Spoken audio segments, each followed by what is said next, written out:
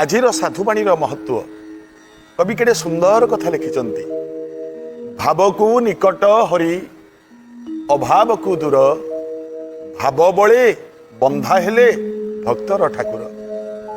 भगवान निजे कहिचंती मु धन चाहे ना, जन चाहे ना, सुना चाहे ना, रूपा चाहे ना, हीरा चाहे ना, मोती चाहे ना, माणिक्य चाहे ना। मु जदि चाहे केवल एतिकी चाहे, मु मन चाहे, धन नुह, मु धनर प्यारा नुह, मु मनर प्यारा।